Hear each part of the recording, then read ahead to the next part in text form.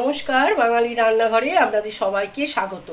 আজ আমার একটা নতুন রেসিপি করব। এটা অনেক আগেকার দিনের। এর নাম হচ্ছে পেঁপে তরকি। পেঁপে তরকি করার জন্য এখানে আমি সাদা তেল নিয়েছি, আর সাদা তেলের মধ্যে লঙ্কাগুলোকে আমি এইভাবে একটা লঙ্কা এখন কেটে দিলাম, আর দেব একটুখানি সর্ষে দিলাম। দেওয়ার পর আমি পেঁপেটাকে আমি তুলে রেখেছি এইভাবে, আমি এখন পেঁপেগুলো এর মধ্যে দিয়ে দেবো।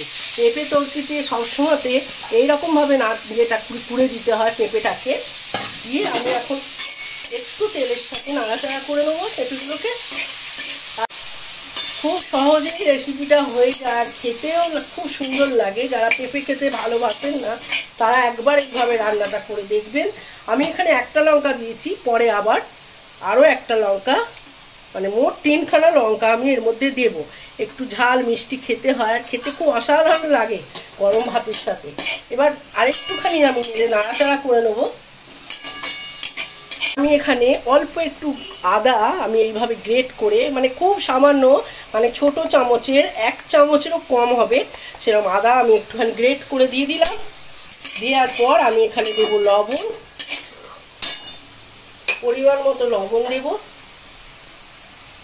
পরিমাণ মতো লবণ দিলাম, আর অল্প একটুখানি মিষ্টি দিতে হবে। আমি আরেকটু সময় নিয়ে এটাকে আমি একটু তেলের সাথে নাড়াচাড়া করে নেব।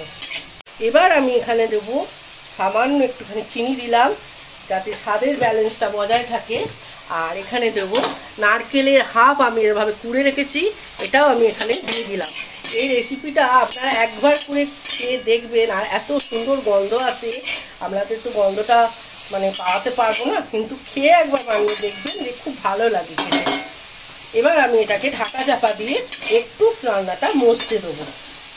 কিছুক্ষণ আমি ঢাকা চাপা দিয়ে রেখেছিলাম, ওই 5 মিনিট মতন। এখন এখানে দেবো ঘি দিয়েও আমি এটাকে আরেকটু ঢাকা চাপা দিয়ে রেখে দেবো। এই গন্ধটা অসাধারণ আসে। এবার আমি আবার একটু ঢাকা চাপা দিয়ে রেখে দেবো।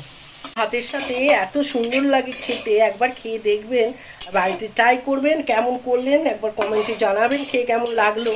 যদি ভালো লাগে একটা লাইক, শেয়ার আর কমেন্টের জন্য আপনাদের কাছে অনুরোধ রইল। চ্যানেলটা সাবস্ক্রাইব করবেন যাতে নতুন নতুন রেসিপিগুলো আপনাদের কাছে পৌঁছাতে পারে। ভালো থাকবেন, সুস্থ থাকবেন, ভালো খাবার খাবেন।